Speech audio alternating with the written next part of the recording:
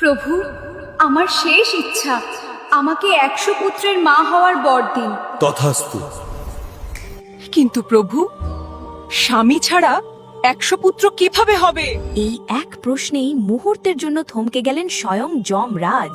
তিনি কল্পনাও করতে পারেননি একজন সাধারণ নারী এমন বুদ্ধি ও দৃঢ়তার মাধ্যমে মৃত্যুকেই পরাজিত করার পথ তৈরি করতে পারে।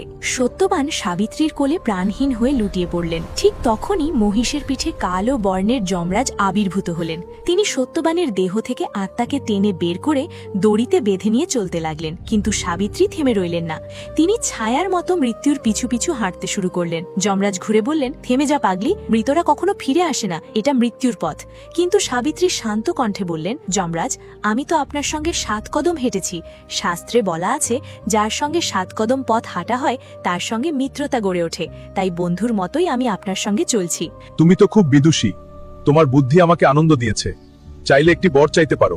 সাবিত্রী বললেন, আমার অন্ধ শ্বশুর যেন আবার চোখের দৃষ্টি ফিরে পান এবং তার হারানো রাজ্যও ফিরে পান। তথাস্তু, এবার তুমি ফিরে যাও। কিন্তু সাবিত্রী তবুও তার পিছু পিছু চলতে থাকলেন। যমরাজ আবার বললেন, এখনো যাওনি? অনেক দূর চলে এসেছো, এবার ফিরে যাও। তখন সাবিত্রী আবার বলতে শুরু করলেন, সৎসঙ্গের মহিমা, সাধু সন্তদের গুরুত্ব এবং কিভাবে তাদের সঙ্গ মানুষের পাপকে দূর করে দেয়। তোমার কথা শুনে আমি খুব সন্তুষ্ট হয়েছি, আরেকটি বর চাইতে পারো।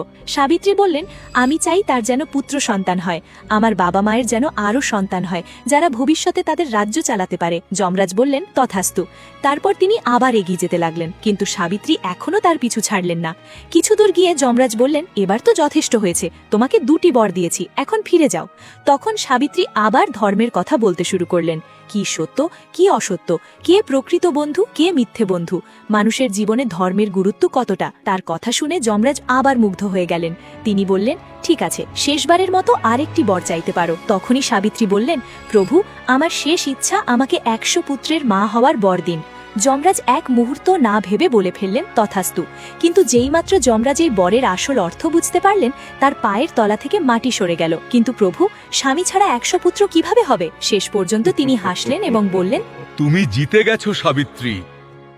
তোমার ভক্তি ও নিষ্ঠা আমাকে সন্তুষ্ট করেছে। যাও, তোমার স্বামীকে আমি তোমাকে ফিরিয়ে দিচ্ছি। এইভাবেই সাবিত্রীর প্রেম ও প্রজ্ঞা মৃত্যুকেও পরাজিত করেছিল। কাহিনী ভালো লেগে থাকে তাহলে ভিডিওটি লাইক করুন, চ্যানেলটি সাবস্ক্রাইব করুন।